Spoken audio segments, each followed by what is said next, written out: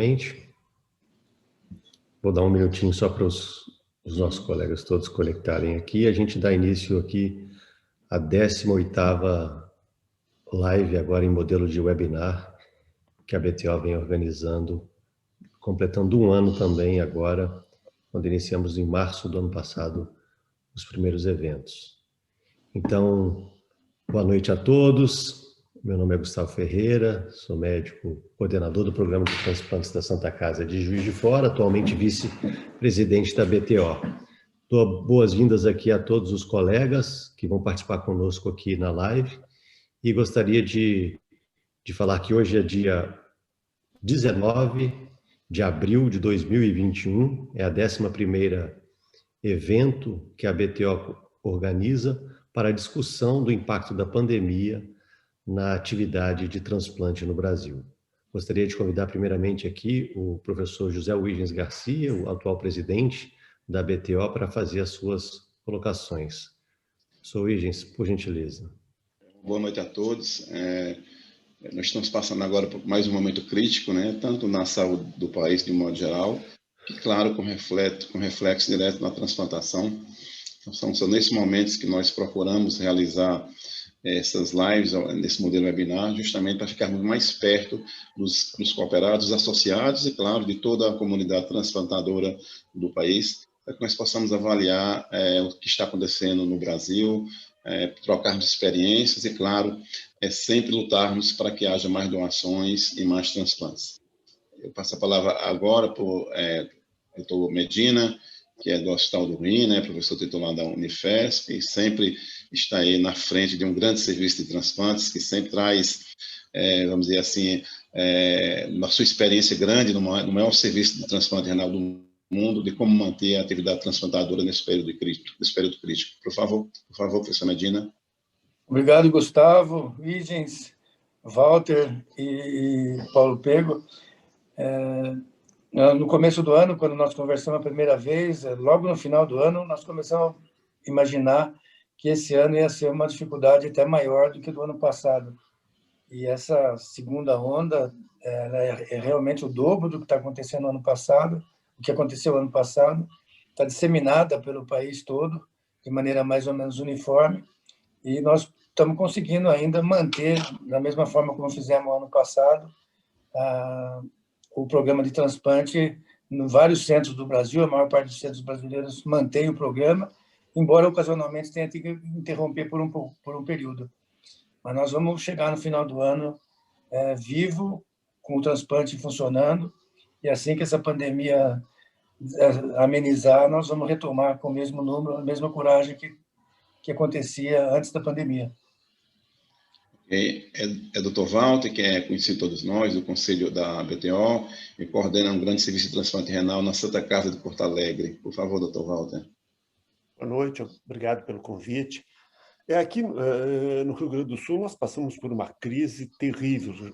Fevereiro e março foram meses pavorosos. Nós tivemos centenas de pessoas na lista de espera de UTI. O mês de abril melhorou e vem melhorando, apesar da gente ter ainda 2.000 pacientes em UTI, mas nós não temos mais nenhuma paciente aguardando em lista para UTI. E o número de mortes vem caindo nos últimos dias, mas isso fez com que no nosso hospital, que não era um hospital de referência, passássemos de nenhum leito de UTI para Covid para 125. Isso significa que o nosso hospital de transplante cedeu a sua UTI, o seu bloco cirúrgico, para serem UTI de Covid. Então, há uma perspectiva que, nesta semana, esses pacientes, poucos pacientes que ainda estão lá no bloco e na UTI, sejam deslocados para outros locais e a gente possa, então, recomeçar na semana que vem, depois de 2 meses parados. Nunca aconteceu isso em 45 anos. Essa situação é realmente muito complexa. Eu passo agora a palavra para o Dr. Paulo Pego, que é cirurgião transplantador do coração e pulmão, do INCOR, para fazer seus comentários iniciais. Bom, boa noite a todos. É um prazer estar na companhia de pessoas tão ilustres como Gustavo, Walter, Huygens e Medina. E aqui nós, no INCOR, especificamente no HC, nós tivemos várias fases, né? Teve uma fase do Instituto Central no HC, que virou só tratamento de Covid, foram 700 leitos destinados a Covid. Isso foi desativado num determinado momento e voltou a ser aumentado, não na mesma proporção, atualmente. O próprio INCOR, no início, tinha sido feito como se fosse um hospital free Covid. Isso agora, recentemente, chegou a ter 200 leitos ocupados por pacientes de Covid. E hoje diminuiu um pouco, mas ainda continua com uma taxa de ocupação bem alta, com vários doentes muito graves, com vários doentes em ECMO. Então, isso tem uma implicação, obviamente, no transplante. No transplante cardíaco, especificamente no INCOR, essa repercussão foi menor, porque são doentes priorizados e uma parte são crianças que não têm tanta repercussão do ponto de vista de assistência. No transplante pulmonar, isso teve um impacto maior e nós tivemos uma queda em relação aos números de 2019, por exemplo. Então, estamos batalhando e vendo aí qual é o melhor caminho e na expectativa que a pandemia melhore para que possamos, todos nós, retomar uma atividade mais normal e mais usual, como era antes da pandemia. Então, em seguida, o Dr. Gustavo Ferreira vai fazer uma parceria com o SNT, a BTO, que foi mantida, né? O Gustavo vai fazer uma apresentação mostrando os dados da transplantação no nosso país no primeiro trimestre de 2021, né, de janeiro a março, avaliando para o estado e para a região, para que nós possamos nos inteirar do que está acontecendo realmente em todos os serviços, em todos os estados, em todos os tipos de transplantes. Por favor, professor Gustavo. Obrigado, doutor Huygens aqui. Então, dando continuidade àquele mesmo modelo que a gente vinha fazendo nas lives anteriores da BTO, agora que a gente já ultrapassa 80 pessoas já aqui na sala conosco, a gente tem a oportunidade de ver os dados atualizados da atividade transplantadora do país. Então, eu vou agora aqui, vocês só me passam se já está conseguindo visualizar aí. Tá tranquilo. Tá bem, o slide está bem. Tá bem. Ok. Vou pôr na tela toda. Ok. Então, vamos discutir sobre a situação atual do programa de transplante no Brasil na pandemia da Covid-19. Esses dados é uma parceria entre a Central Nacional de Transplantes e a BTO, que foi iniciada no início do ano passado, e a gente mantém essa parceria junto com o SNT para que a gente possa analisar os dados e traçar estratégias para ter um menor impacto da pandemia na atividade de transplante. Agradeço aqui, nesse momento, a Rismara, o Josélio e o Patrick, que trabalham diretamente comigo, que sempre ajudaram aqui no levantamento desses dados. Aqui, esses dados são do dia 1º de janeiro de 2019 até 31 de março de 2021. Então, temos dados até o final do mês passado.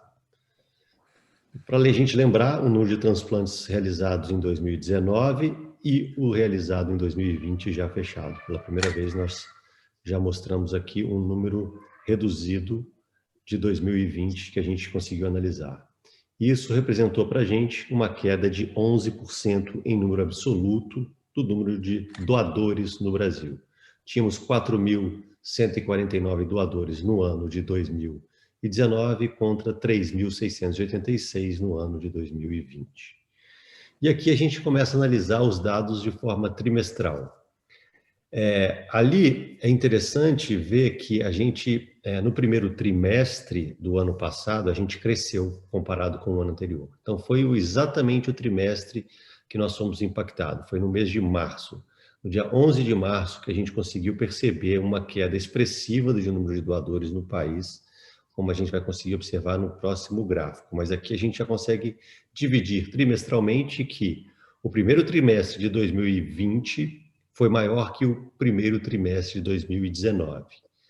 No entanto, infelizmente, nós já aqui completando o primeiro trimestre de 2021, é o menor número de doadores que a gente tem comparado com os 2 anos anteriores, certo? Então, foi uma queda de 22% quando comparado com os dados do ano passado. E os trimestres seguintes, que a gente ainda não chegou neste ano, nós tivemos queda de 21% de 2020 comparado com 2019, 22%, e depois uma discreta, a gente mostrava que a gente estava querendo recuperar no último trimestre, mas novamente essa queda foi expressiva nesse primeiro trimestre desse ano. E aqui, para a gente entender essas curvas, em primeiro, em azul, um ano sem pandemia, né? O ano de 2019, é o número de doadores por mês em todo o Brasil, para a gente observar aqui as variações que nós temos habituais no ano de 2019, e no ano de 2020, o ano fatídico do início da pandemia.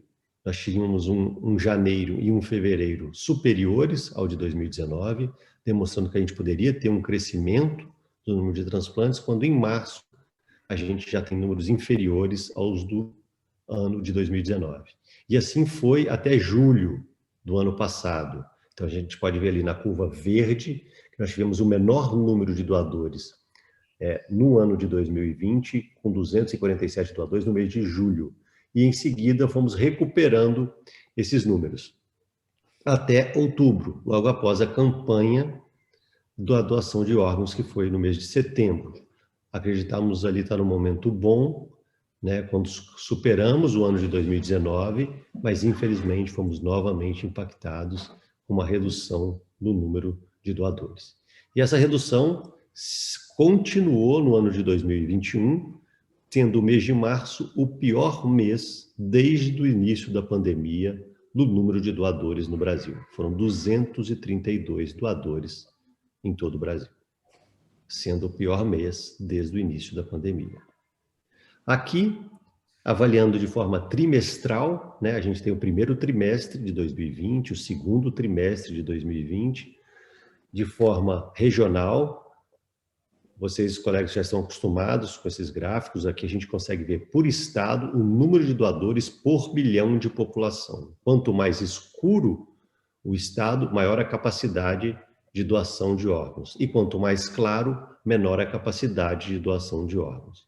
Então, a gente já percebe que o primeiro trimestre, novamente, uma redução do número de doadores em todo o Brasil. E aqui, eu fiz questão de abrir novamente, porque o mês de janeiro e fevereiro foi diferente do mês de março, como a gente mostrou ali nos dados. A gente nota claramente que o mês de março foi um mês de apagão, novamente, no número de doadores, principalmente em estados muito importantes no Nordeste, como o próprio Ceará, que é a relevância que tem para a transplantação brasileira. Então, e o Rio Grande do Sul também, um estado que historicamente nunca foi tão impactado na transplantação quanto foi nos meses anteriores, tanto de fevereiro quanto de março. Dá para perceber ali, bem clarinho, o estado do Rio Grande do Sul. Falando propriamente dito agora dos transplantes, a gente pode ver aqui a queda de 20% de todos os órgãos, comparando o ano de 2020 contra 2021. Essa é uma avaliação de números absolutos. Perfeito.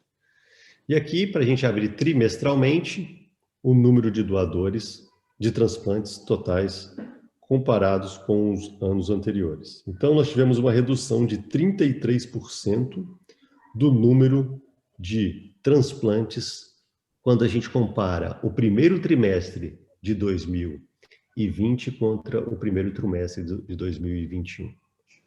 Não foi a maior queda que a gente teve, porque no ano anterior nós tivemos a principal queda de 39% entre o segundo trimestre de 2019 contra o segundo trimestre de 2020. Esse foi o maior impacto que nós tivemos, que foi logo no início da pandemia.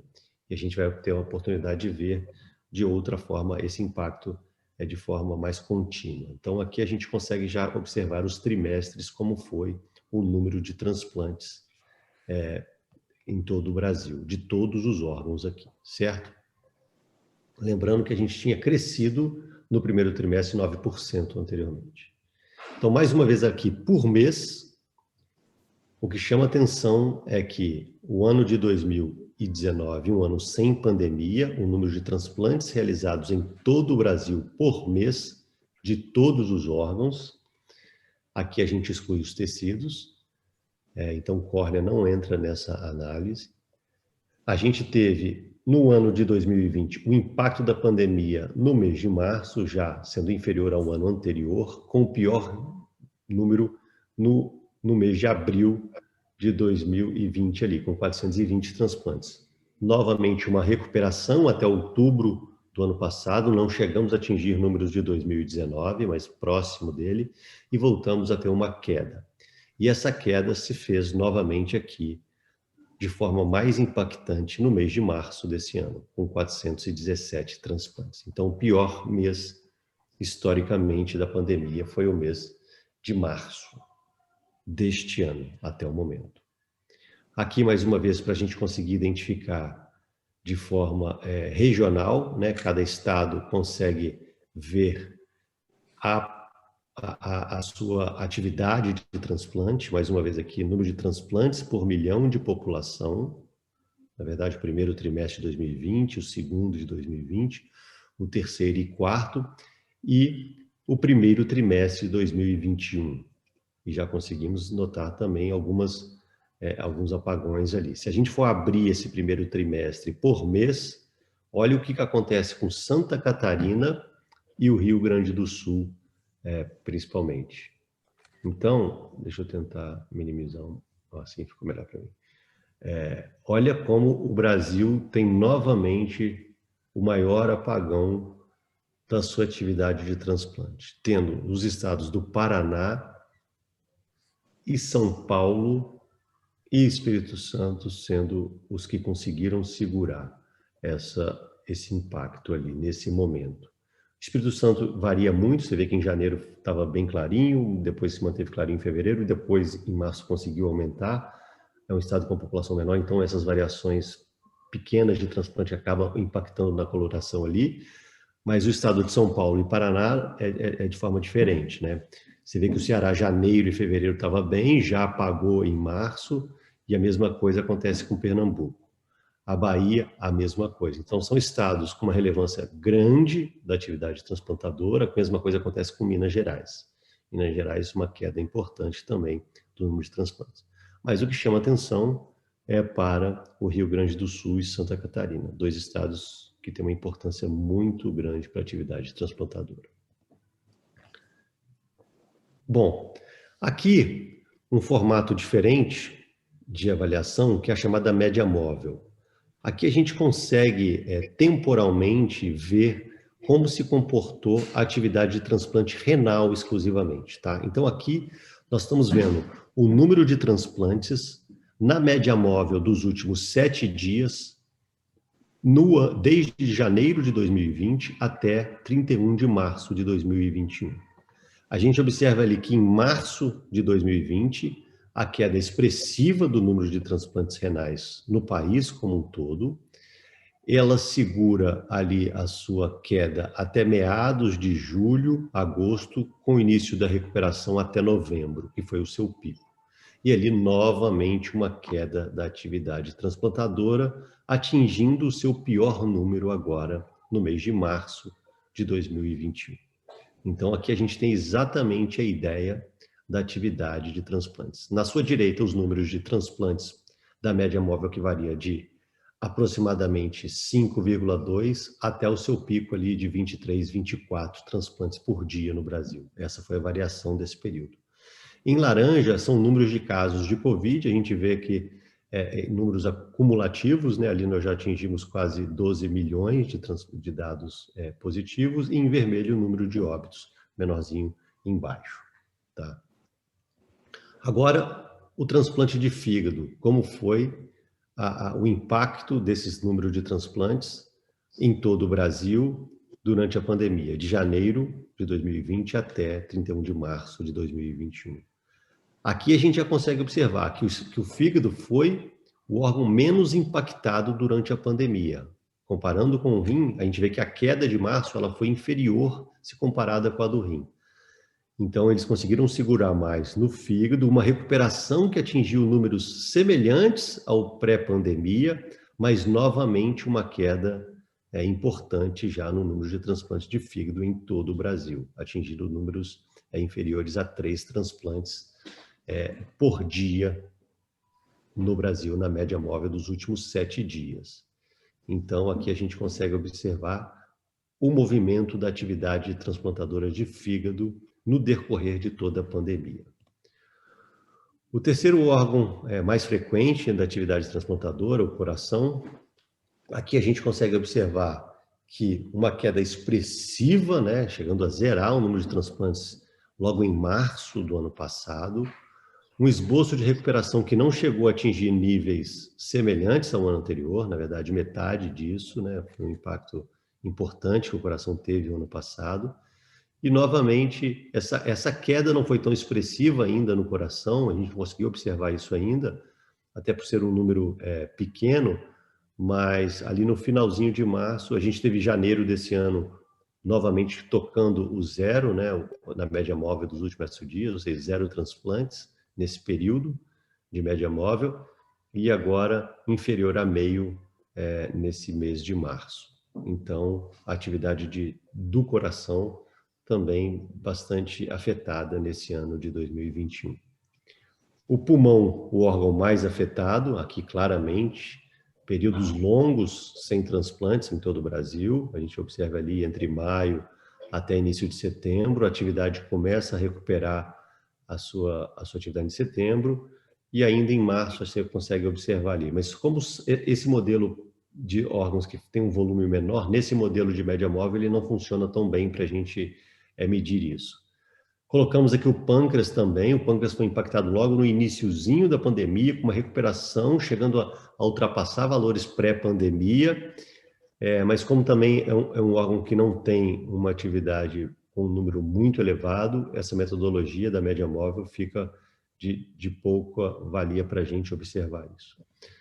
E eu trouxe aqui também para aqueles transplantadores de córnea, como foi o impacto da pandemia no transplante de córnea. E aqui a gente pode discutir como isso foi discutido ano passado, né, a suspensão, deixando para casos de emergência, uma queda expressiva no mês de março, né, no dia 11, quando a OMS declara pandemia em todo o mundo, a gente observa essa queda com uma recuperação em novembro. Em janeiro, habitualmente, já tem essa queda por ser final do ano, por ser um transplante mais eletivo, e a gente consegue ter essa queda, e aí ele retorna, e a gente não consegue notar tanto essa queda, a não ser no mês de março. Ali no mês de março, novamente, a gente nota o impacto dos transplantes de córnea no Brasil. Bom, então, esses são os dados atualizados para a atividade de transplante no Brasil.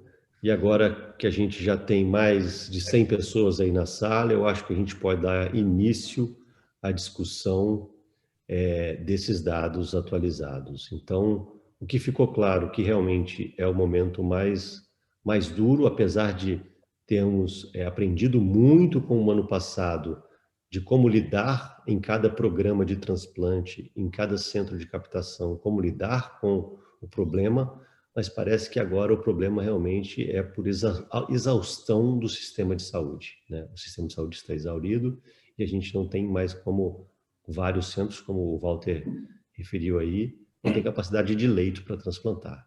Então eu convido aí os nossos colegas aí para debater esse momento atual da pandemia. Uma boa noite a todos. Começando aqui com esses dados que o Gustavo mostrou, que são realmente impacto muito grande. E o que nós estamos vendo agora, por exemplo, aqui na região Nordeste, você mostrou no Ceará, por exemplo, que se faz transplantes de fígado, de coração, pulmão, rim, os transplantes renais foram suspensos a partir de março, né? Eu acho que na segunda quinzena de fevereiro e março e abril, tanto que não foi feito nenhum transplante renal em março e abril no Ceará. Isso porque os 2 grandes serviços, que são transplantes de hospitais públicos, tiveram os seus leitos, vamos dizer assim, direcionados para o atendimento por Covid, e os grupos não sentiram segurança em realizar o transplante renal nesse período. No entanto, os transplantes de fígado, que nós realizamos, e outro grupo também realiza no Ceará, foram mantidos, né? Inclusive, nós mantivemos, por exemplo, claro, houve uma queda importante dos transplantes hepáticos no Ceará, em janeiro de 16, no estado, fevereiro 19, março 7, abril 6, caiu realmente uma queda importante. E essa queda do transplante de fígado, pelo menos no nosso estado, ela é provocada pela diminuição da doação. Em nenhum momento nós deixamos de transplantar um órgão doado, no caso, o enxerto hepático. Porque as equipes trabalham mais em 2 ou 3 hospitais, eventualmente sempre alguns dos hospitais disponibilizavam a vaga.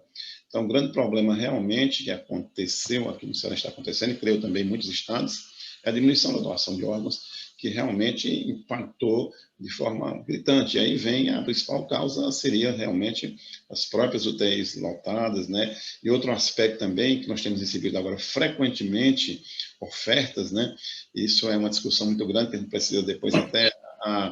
A COINT vai fazer da BTO, a Comissão de Infecção e Transplantes, em maio agora, um webinar sobre esse aspecto, né? Porque hoje já tem oferta de doadores que tiveram Covid, mas já estão no hospital, por exemplo, há mais de 30 dias e, teoricamente, poderiam ser aproveitados os órgãos. Mas quando nós vamos, os órgãos são oferecidos, são pacientes que estão em hemodiálise, que estão em tratamento já com bactérias multi-R, com polimixina, com uma série de comorbidades e complicações que, às vezes, a maioria das vezes, impossibilitam a captação desses órgãos, né? Que é outro aspecto importante dessa pandemia. Em relação, se nós compararmos, a nosso ver, no mesmo período, mesmo aqui de março a abril, mesmo com o impacto sendo maior no Brasil, mas em março a abril, quando nós não conhecíamos a doença, o impacto foi muito maior aqui na nossa região, porque os serviços pararam todos, não teve nenhum transplante, teve 1 ou 2 transplantes. Porque o que nos dá segurança ainda para estimular e manter a atividade transplantadora, além dos pacientes que estão nas filas, porque nós não tivemos nenhum problema com o receptor que adquiriu Covid, por exemplo, foi só um durante esse tempo inteiro e evoluiu bem. Nós não tivemos perdas porque transplantamos pacientes com Covid, né? Isso é um dado positivo, por isso que nós realmente devemos sempre, dentro da possibilidade de cada serviço, manter os transplantes, porque as filas estão aumentando e, claro, a mortalidade também aumentando nas filas de transplantes. Eu passaria a palavra agora para o professor Medina, para fazer seus comentários. Obrigado, Wiggins. Esse número, essa diminuição do número no mês de março, ela deve continuar no mês de abril, né, no Brasil todo, porque a base de casos ativos é bem grande. Nós temos uma cidade do interior, cidade de Ipauçu, que nós monitoramos, fazemos o teste em todas as pessoas sintomáticas. Tem uma pessoa em cada 50 que é infectante, então em cada quarteirão da cidade tem 3 ou 4 pessoas que são infectantes. Houve todas essas medidas de restrição de mobilidade de pessoas, de circulação de pessoas. Houve medidas de estímulo ao uso de máscara, que eu considero a principal medida, já que o distanciamento não é muito difícil fazer um distanciamento permanente. Então, o uso de máscara é a medida mais efetiva. Ela ajudou bastante na contenção do número de casos, mas agora, com essa retomada das atividades um pouco precoce, ainda num patamar muito alto, nós estamos hoje, aqui o número de casos, o número de pacientes internados em terapia intensiva no estado de São Paulo é 2 vezes maior do que o pico da doença no mês de junho e julho do ano passado. Isso acontece mais ou menos no Brasil todo de maneira uniforme. A doença está disseminada, a pandemia está disseminada em todo quanto é lugar. E em função de comportamento e em função dessa variante P1, que tem uma capacidade de contágio maior e uma viremia maior também. Então, nós vamos enfrentar, agora no mês de abril, já estamos enfrentando no mês de abril, e talvez em maio também, um cenário ainda semelhante àquele que aconteceu no mês de março. Eu só vejo um jeito assim de não ter que retomar as atividades, as medidas restritivas. São as medidas sanitárias individuais, que de tudo assim, eu não fico preocupado com o que vem de supermercado, de superfície. Eu trabalho com Covid mais de 1 ano, desde o começo, estou no hospital o tempo todo, eu não tiro a máscara de jeito nenhum. Eu uso máscara em casa, quando eu estou com meu filho, com a minha mãe, se não é possível fazer um distanciamento.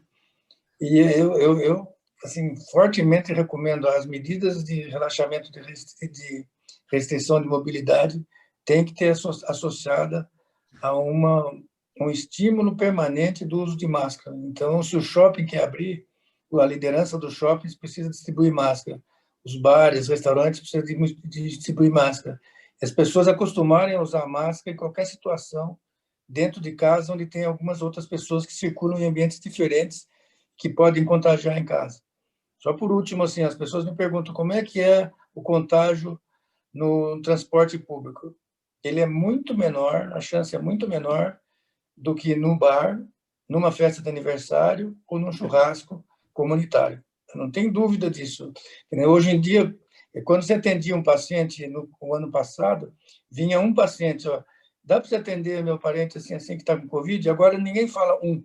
Eu tenho 3 pessoas na minha família que se juntaram num determinado ambiente e os 3 estão com Covid. O que eu faço? Um tem uma idade, eu tenho idade, eu tenho idade. Um com mais sintoma do que os outros.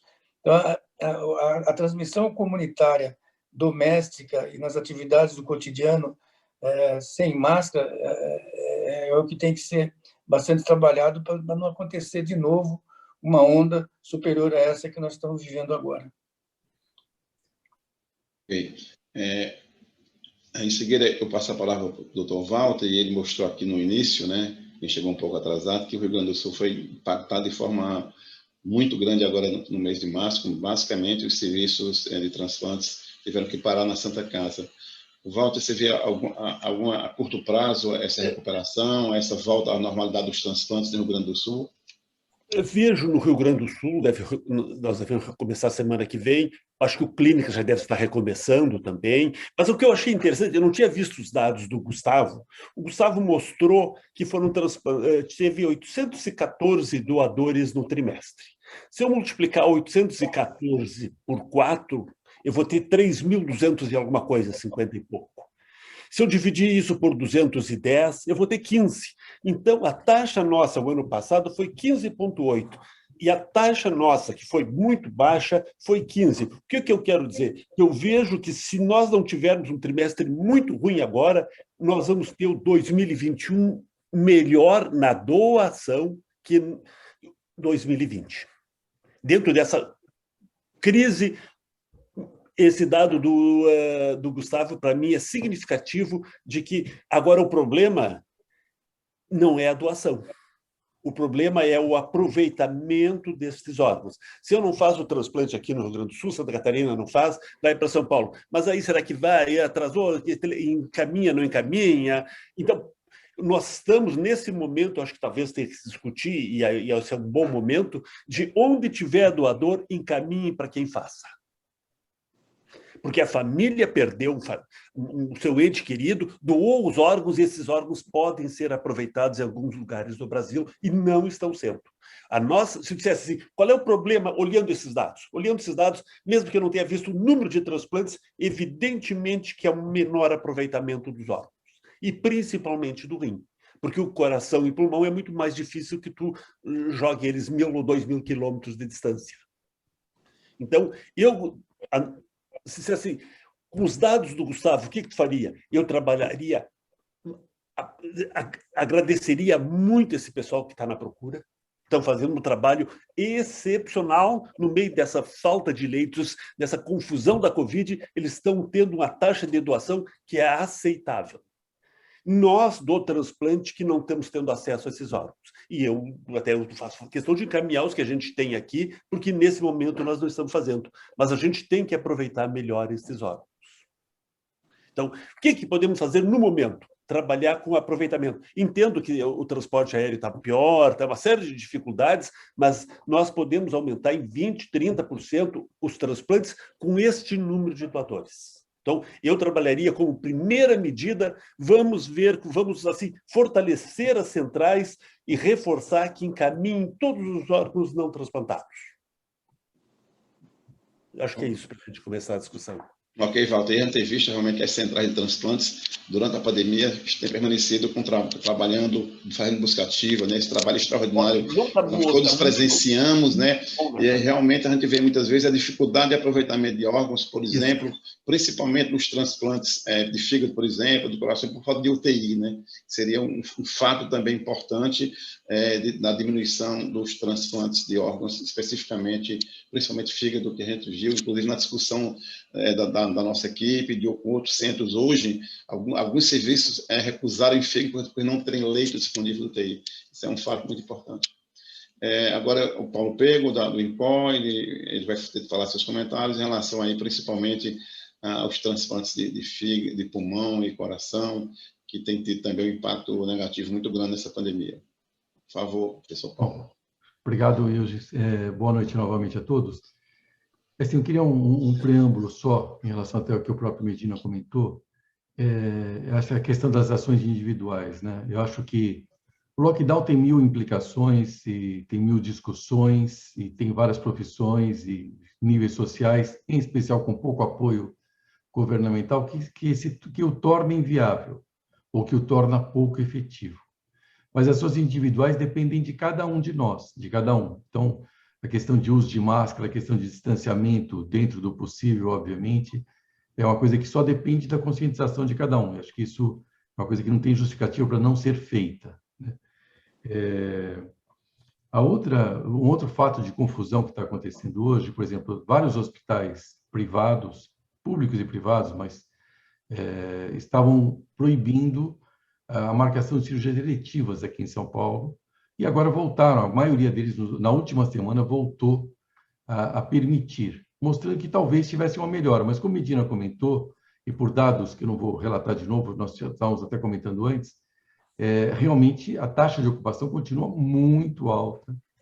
E hoje, essa questão do transporte aéreo que o Walter comentou agora, eu tinha esquecido de comentar, mas nós tentamos um jatinho para trazer um paciente do interior de São Paulo para cá hoje.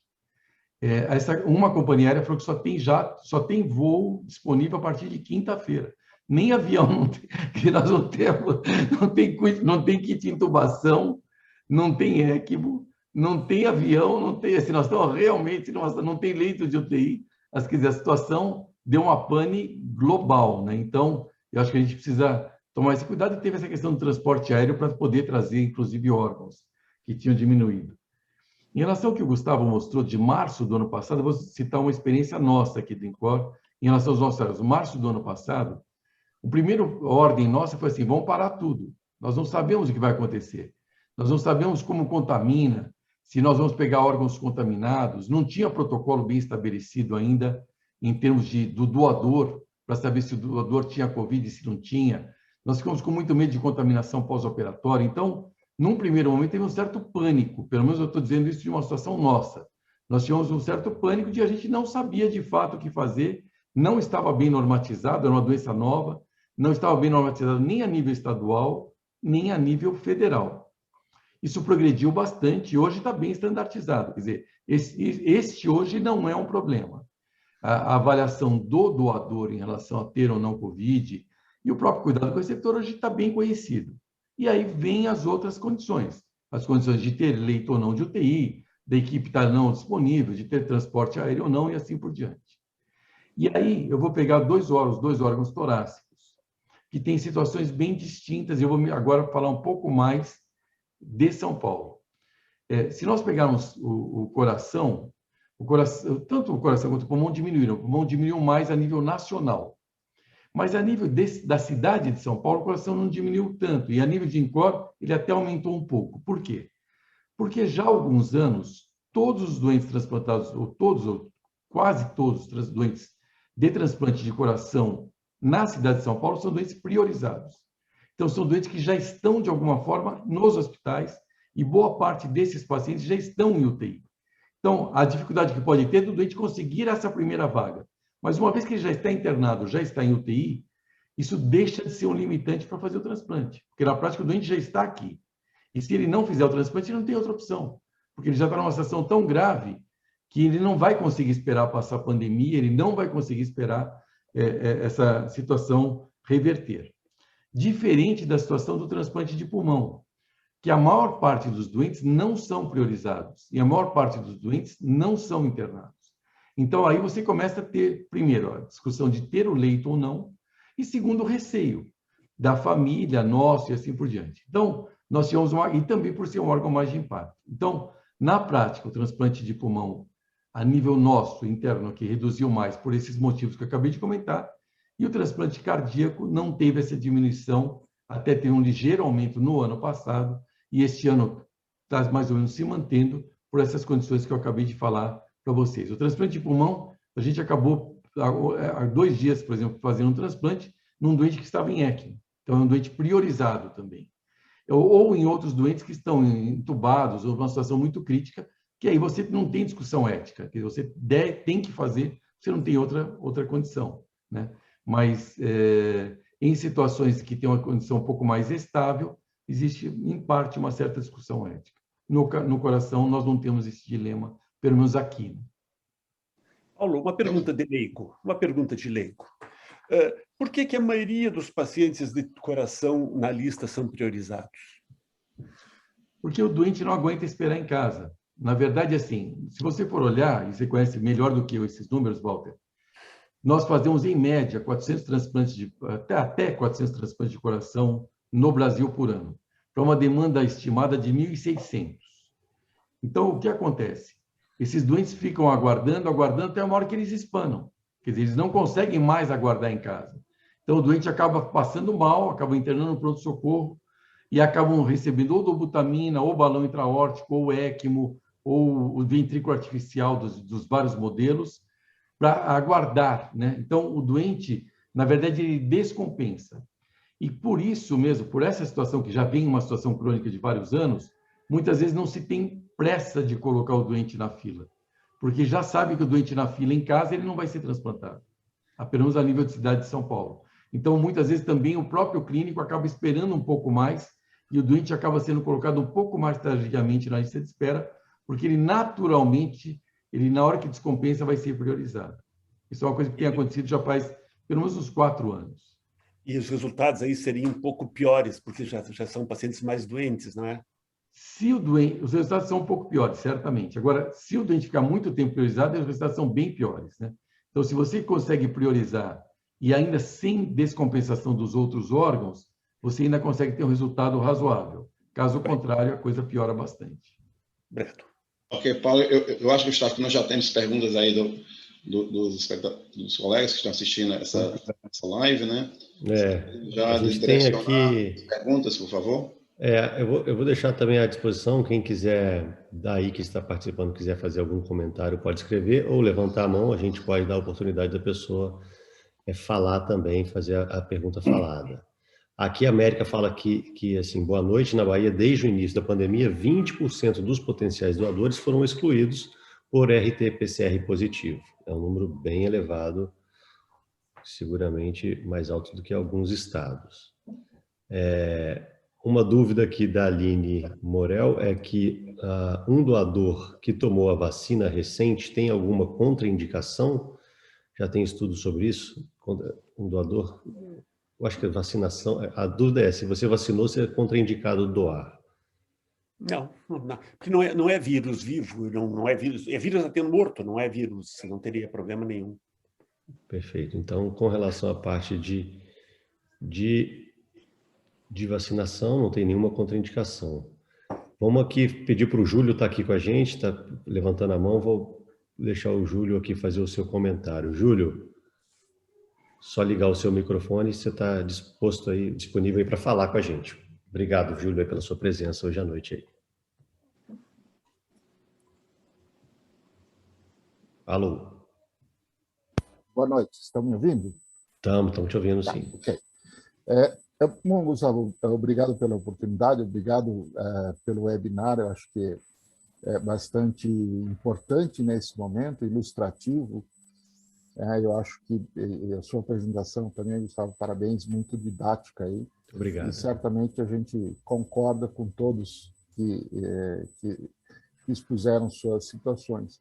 Mas eu gostaria de colocar aqui quase como um testemunho, né? Como você citou o estado de Santa Catarina, e que realmente em março desse ano nós tivemos praticamente uma paralisação dos transplantes, né? E aí são dois motivos que eu gostaria de colocar. Um deles já bem lembrado,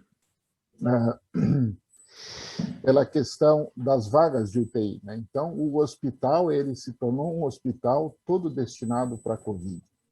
Então, até a própria Repai ela se tornou uma UTI, onde os equipamentos de anestesia começaram a serem utilizados como respiradores para doentes, como se fosse UTI. Então, nós ainda estamos, Paraná e Santa Catarina, com as cirurgias eletivas suspensas. Então, nós estamos. Isso traz uma preocupação, que é justamente a mortalidade em lista de espera desses doentes, o agravamento da condição dos doentes. Então, eventualmente, quando nós temos um doador que é do próprio hospital, então ele vai gerar a vaga, né? Então nós podemos utilizar e fazer um transplante. Essa é uma situação bastante pouco frequente para nós, né? Então, porque no estado de Santa Catarina, é um exemplo, e mesmo no estado do Paraná, a maioria dos doadores eles vêm de outras cidades. E aí nós temos a questão logística também, né? De você ter o transporte do receptor, o transporte do órgão que será captado para casar isso. Então, acaba que Paraná e Santa Catarina se tornaram estados exportadores de órgãos, né? Principalmente enxertos hepáticos, e aí estão sendo utilizados, pelo menos, né? Isso é uma coisa boa, estão sendo utilizados por outros pacientes em lista de espera. Mas a gente tem a esperança que realmente as coisas comecem a ter um novo cenário, a gente começa a observar uma pressão menor em serviços de emergência, em atendimento de pacientes com síndrome gripal grave, e a gente só torce para que isso não seja apenas um refresco e daqui a pouco venha outra terceira onda, mas se Deus quiser, acho que a coisa tende a ter uma melhora. Obrigado. Obrigado, Júlio. Obrigado aí por você trazer um pouquinho para a gente a realidade aí de Santa Catarina e do Paraná nesse momento aí que a gente está vivendo do maior impacto da pandemia, né? Chamou realmente a atenção os números de Santa Catarina e do Rio Grande do Sul, num daqueles mapas que eu apresentei. Foi a primeira vez desde o início da pandemia que a gente tem um clareamento ali da cor, né, do estado. Sempre foram dois estados muito fortes na atividade de transplante e realmente nesse momento chamou atenção esse dado aí desses dois estados que tem uma representatividade muito alta para a gente aqui no Brasil. Fala, Walter. Não, no Rio Grande do Sul, praticamente 3 estados, no caso do Rim, fazem 83 hospitais de Porto Alegre fazem 85% dos transplantes. E os 3 tiveram que suspender as atividades porque estavam com todas as suas UTIs lotadas de pacientes com Covid. Então, não tinha alternativa. Mas agora eu tenho convicção que a semana que vem a gente recomeça. Um outro aspecto, só para que é importante, que a gente observou, este ano a gente fez 33 transplantes entre janeiro e meados de fevereiro. E desses 33, 12 tiveram Covid e 7 morreram. É um número absurdo. Absurdo.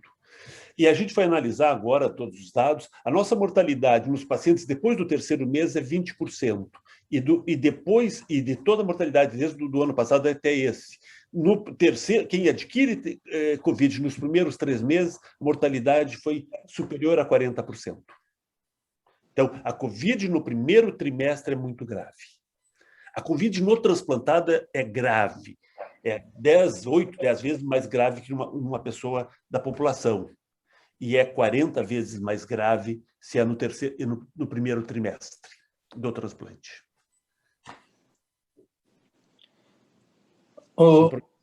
Gustavo, esse é o mesmo número que nós temos aqui, eu não separei por trimestre, depois do transplante, mas a letalidade nossa de paciente transplantado é 25%. Então, nós tivemos um número muito grande, nós temos 12 mil pacientes em acompanhamento, 1.400 pacientes que adquiriram a doença durante esse período, e hoje nós completamos 340 óbitos, quase um óbito por dia. Nós estamos fazendo um estudo com a vacina da Coronavac, é um estudo para entender como que se comporta a resposta sorológica no paciente transplantado. Pegamos 4 mil pacientes que foram vacinados já. Ontem nós fizemos em regime de mutirão nos finais de semana, um trabalho voluntário do pessoal do Hospital do Rim. Vacinamos a segunda dose em 2.000 pacientes e no próximo fim de semana a segunda dose em mais 2.000 pacientes. E nós vamos ter, na semana que vem, nós já temos uma resposta sorológica à primeira dose. Nesse período, teve vários eventos já de pacientes entre a primeira e a segunda dose que apresentaram a doença, apresentaram Covid e até teve óbito nesse período, depois da primeira dose. Agora nós vamos ver na segunda dose, 4 semanas depois, fazer a sorologia de novo e observar a efetividade não efetividade, a eficácia na prevenção da doença e na prevenção da doença grave. Então, nossa expectativa é que a Coronavac pode dar essa proteção no transplantado. Agora, não pode viver com a expectativa que a Coronavac ou qualquer uma dessas vacinas que nós temos disponível agora, a proteção é 60%. Mas nós começamos a ouvir bastante já. Tomou as 2 doses de determinada vacina e está grave em unidade de terapia intensiva. Isso vai começar a ser cada vez maior à medida que mais pessoas vão sendo vacinadas, que a cobertura, a proteção que dá é 50%, ou seja, também o número, possibilidade da pessoa se tornar a proteção total, dá 100%. Então, tem que tomar vacina e tomar cuidado. Então, enquanto não tiver um número de pessoas vacinadas suficientes para ter alguma imunidade de rebanho, tem que continuar, apesar de tomar vacina, tomando cuidado, usando máscara, como eu faço. Eu tomei vacina, eu continuo fazendo o mesmo protocolo sanitário pessoal que eu fazia antes de tomar a vacina. Então, e também não vou desanimar com a vacina, porque eu estou vendo pessoas que foram vacinadas e que estão internadas ou que tiveram a doença. Isso é esperado. Não pode esperar o contrário. Não pode achar que... Eu brinquei antes com cada um dos pacientes. Eu falei com 1.000 pacientes. Não pode achar que tomei a segunda dose hoje, chego em casa, tiro a máscara e vou para a balada. Tem que continuar usando máscara, possivelmente até o final do ano, depois dar a máscara de presente para o Papai Noel. Mas tem que usar máscara junto com a vacina. Eu insisto bastante na questão da máscara, porque eu vejo que uma proteção é fundamental. Só por último, e lembrar a resiliência do SUS. Aqui no estado de São Paulo, antes da pandemia, tinha 5.000 leitos de terapia intensiva.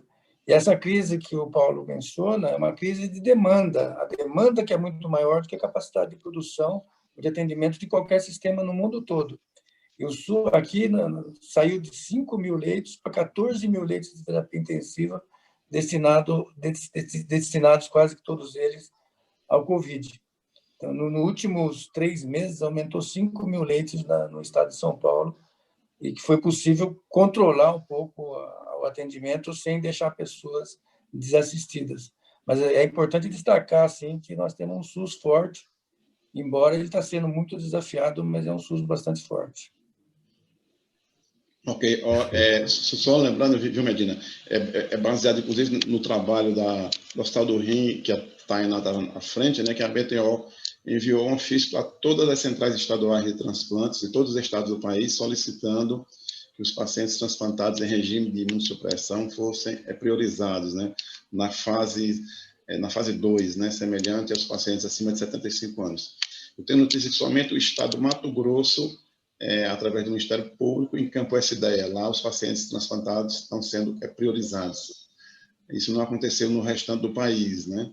Espera-se que agora, seria na próxima fase, agora na fase 3, não é isso? Aqui nós teríamos, então, os pacientes transplantados com comorbidades semelhantes aos pacientes com hipertensão, diabetes, etc., né? Infelizmente, nós não conseguimos essa priorização para os pacientes transplantados, que a justificativa foi muito clara naquele artigo, uma mortalidade acima de 20%, né? Muito maior do que na população com comorbidades, como, por exemplo, hipertensão e diabetes, né? O risco que tem agora é priorizar todas as pessoas, porque o número de oportunidades de priorização é muito grande. Então, aqui em São Paulo, nós vamos ter uma reunião na quinta-feira no grupo de vacina que eu faço parte, e a minha proposta vai ser priorizar, tem a priorização, ranquear a priorização. Então, pacientes em diálise, em tratamento oncológico, transplantados, imunossuprimidos por alguma razão, eles vão ser o primeiro grupo de priorizados a ser vacinados. Porque se você pegar diabético, hipertenso, da forma como está colocado lá, com alguma lesão em órgão-alvo, todas as pessoas vão ser priorizadas. E se não categorizar o diabetes, qualquer pessoa que toma algum hipoglicemante ou que tem uma intolerância à glicose pode ser caracterizado como diabético. Então, precisa haver um ranqueamento dessa priorização baseado no risco de cada grupo. Usar o mesmo critério que usaram. Eles começaram com acima de 90, acima de 85, porque o paciente transplantado ele se comporta como entre 75 e 85 o risco. Ele já deveria ter transplantado antes dos de 70. Se a gente usar o critério que se usou de risco de morte. Isso. Eles já estão perdendo por isso. E se entrarem, como tu está falando nisso aí, então eles não vão fazer nunca, nem vão precisar. Um outro grupo, o grupo da diálise, e principalmente junto com os transplantados, é o da lista de espera. Porque esses têm a maior mortalidade ainda se fizerem o transplante. Então, a lista de espera tem que ser vacinada urgentemente. Perfeito. Perfeito. A gente tem algumas colocações aqui também dos colegas que estão participando, e a América fala aqui no tecido, tem que aguardar 48 horas se tomar Coronavac para poder doar tecido, e 7 dias se AstraZeneca. Os bancos estão seguindo a orientação da portaria do sangue. Então, para a doação de sangue está tendo essa orientação, os tecidos estão seguindo essa recomendação. É que é diferente, o número de doadores de tecidos, doadores de sangue é muito maior que os doadores de órgãos, e o benefício do transplante de órgãos é muito maior que qualquer risco de alguém vacinado. Uhum. A Jacira faz um comentário aqui que gostaria de saber quais são os critérios de inclusão ou exclusão para o órgão de um doador e quais os órgãos ficariam de fora para se o paciente for contaminado. Um paciente contaminado, a gente não aceitaria essa doação. Ele está excluído para a doação de órgãos até o momento no Brasil. Gustavo, o que tem escrito, inclusive tanto na BTO como no SNT, seria o prazo de 4 semanas, né? Após o início dos sintomas e a doação de órgãos. Um período de 4 semanas seria o período aceito. Há uma discussão para tentar reduzir esse tempo. A Espanha me parece que reduziu esse tempo, mas ainda está em discussão. O que existe agora, no momento, no país, seriam 4 semanas. Nós não temos na literatura nenhum caso de transmissão, a não ser um caso de pulmão, que até eu questionei, cadê os outros órgãos? Que não existe doador que só doe pulmão. E aquele doador de pulmão que infectou o pulmão do receptor, foi o pulmão bilateral, não saiu Por que os outros órgãos não foram mencionados? Porque, com certeza, se tu faz um transplante de pulmão de um doador, tu usa rim, fígado. Então, eu não tenho convicção de que tenha que esperar esse tempo. Se tem um PCR negativo, é um PCR negativo. Nós temos que trabalhar e discutir em cima disso. Mas quem vai decidir são os infectologistas. Mas eu gostaria de entender o mecanismo, e claro que já se fez alguns transplantes com doador positivo, e que não se sabia. E não tem nenhum relato de transmissão, a não ser este pulmão. Então, a transmissão de um caso PCR positivo talvez não seja tão alta como se possa imaginar.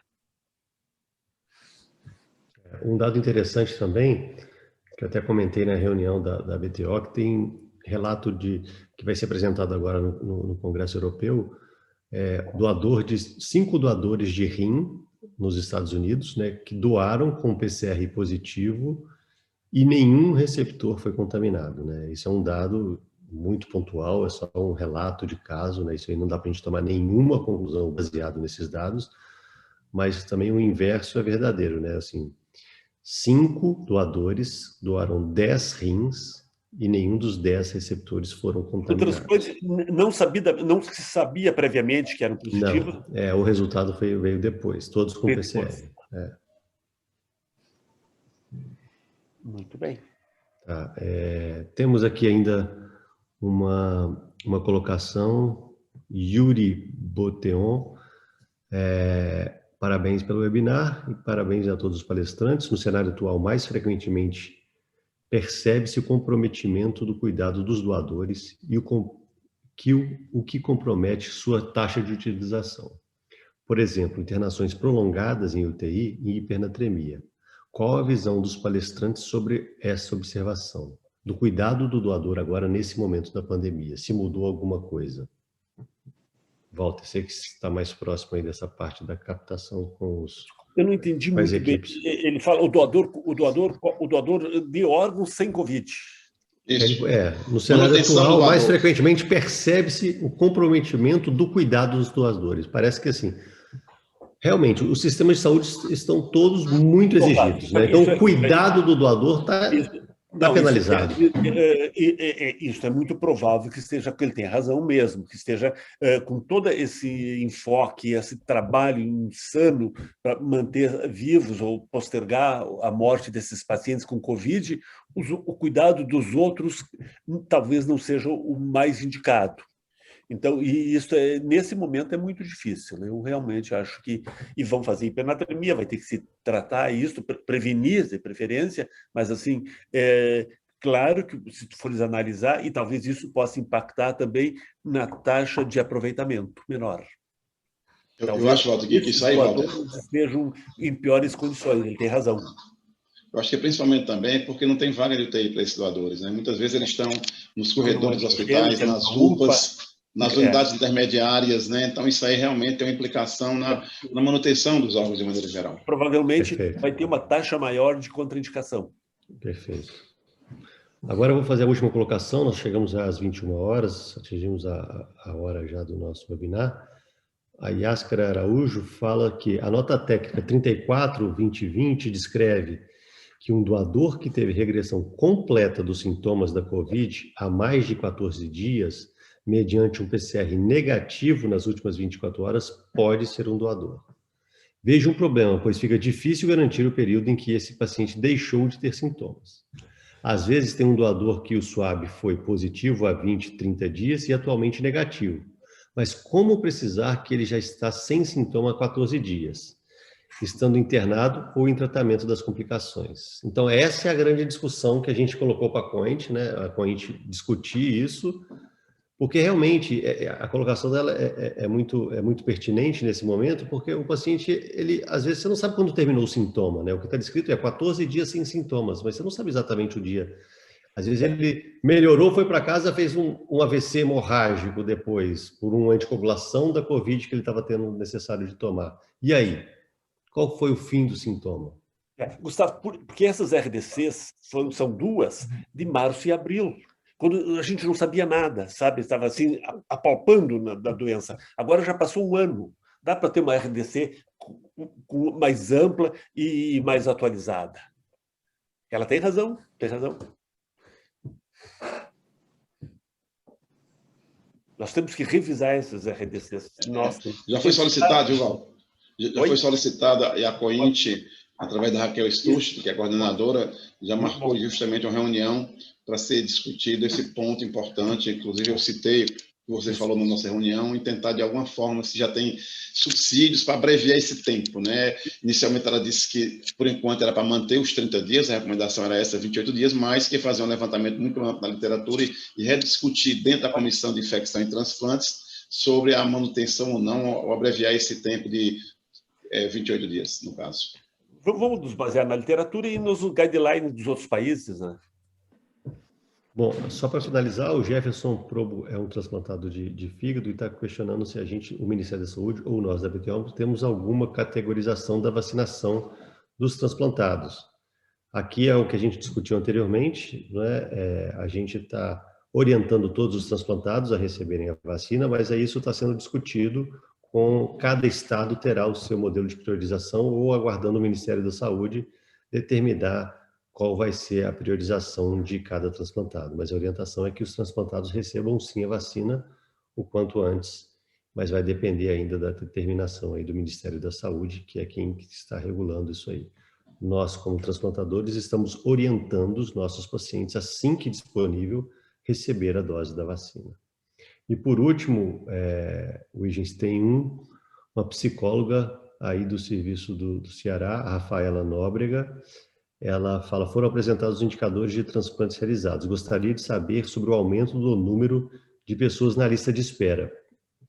Isso aí é um dado que eu não apresentei aqui hoje, para não alongar muito, mas os dados, infelizmente, a gente não demonstra um aumento de pacientes em lista de espera, porque o ingresso de pacientes à lista de transplante também foi impactado na pandemia.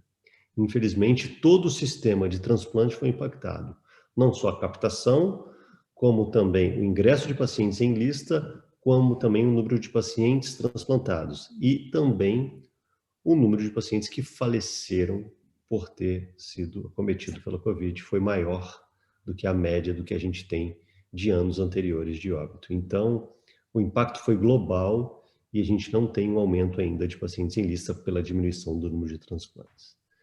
Bom, a gente completou aqui 1 hora. Eu vou me despedir aqui, vou pedir para que cada um faça aí suas considerações finais.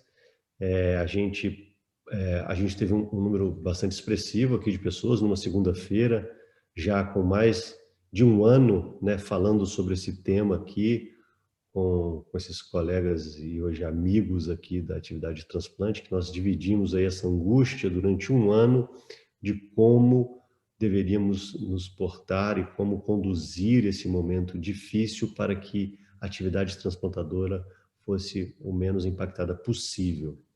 E a gente conseguiu fazer isso o ano passado. Acredito que a gente teve um resultado bom, mas esse ano, se a gente não for realmente derrubado pela estrutura hospitalar, uma incapacidade hospitalar, nós já aprendemos como funcionam os fluxos dentro do hospital, como proteger o nosso paciente, mas mesmo assim a gente depende de uma redução do número de casos no país como um todo para que a gente possa fazer transplante com segurança. Então, eu despeço aqui e peço ao Dr. Huygens a convidar todos aí para fazer aí as considerações finais. Vou começar com o professor Medina. Por favor, professor Medina.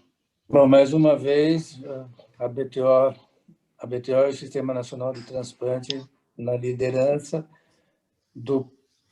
para manter o estímulo, o entusiasmo e o comprometimento com o programa de transplante da mesma forma como nós fizemos ano passado.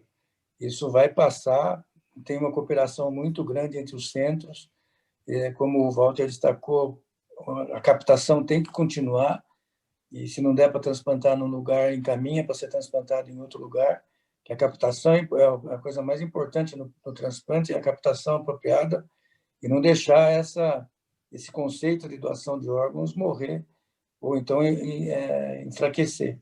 Então, isso tem que continuar, transplanta onde é possível, encaminha para outro estado, para outra cidade, para manter esse programa de transplante com a mesma característica que nós temos há muitos anos, crescendo, e essa pandemia vai passar. Nós temos agora a perspectiva de vacinas, tem essas vacinas que estão disponíveis no Brasil, a AstraZeneca e a Coronavac, depois vão ter outras vacinas que vão chegar, vai se definir se precisa 1 dose, 2 doses ou 3 doses da vacina, o momento de equilíbrio vai chegar e o programa de transplante brasileiro vai voar de novo. Ótimo estímulo.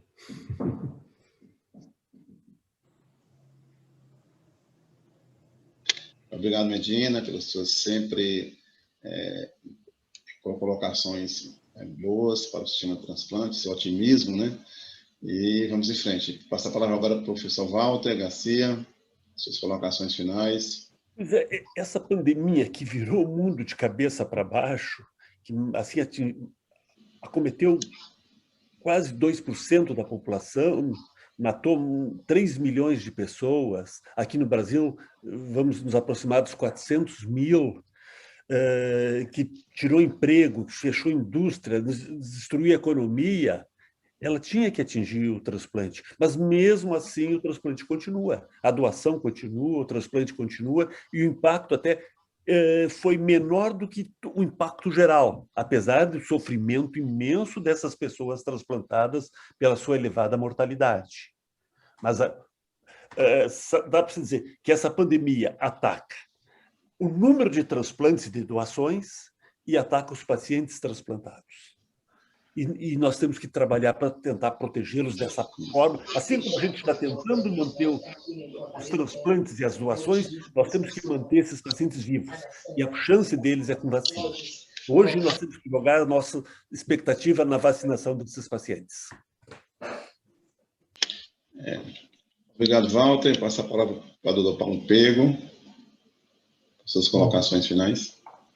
Primeiro, eu gostaria de agradecer a oportunidade, queria parabenizar a BTO enquanto entidade, o Huygens e o Gustavo, especificamente, neste momento, pela organização do webinar, e dizer mais ou menos, reforçar o que já foi dito, quer dizer, incólume é impossível passar, né? Ninguém está passando incólume, o mundo não está passando incólume, a sociedade não está passando incólume, e o sistema de saúde muito menos.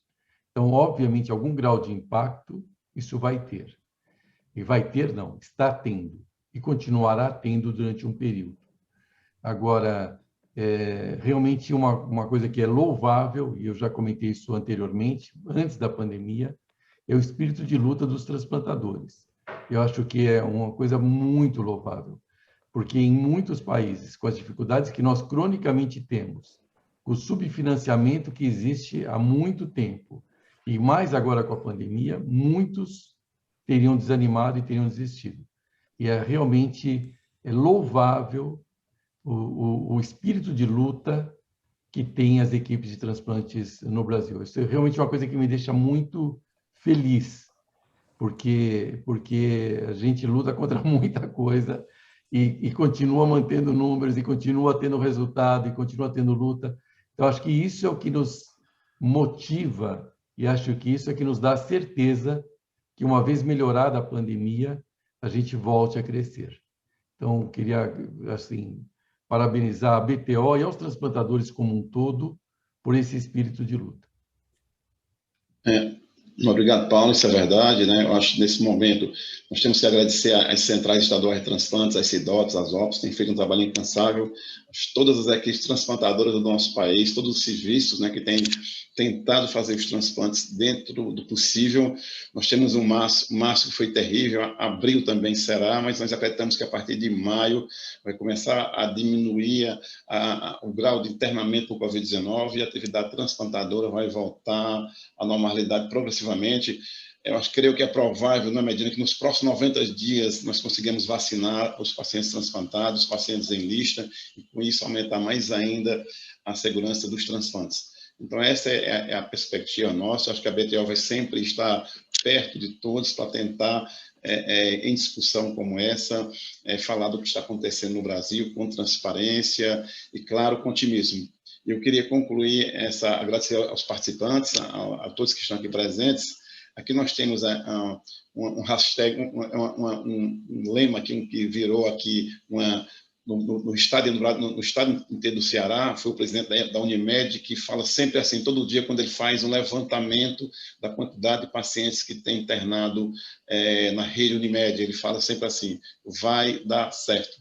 Então, nós temos que pensar aqui que essa pandemia vai passar, que a atividade transplantadora vai continuar e que vai dar certo. Muito obrigado a todos e boa noite. Tchau, tchau. Boa noite, gente. Muito obrigado. Obrigado a todos.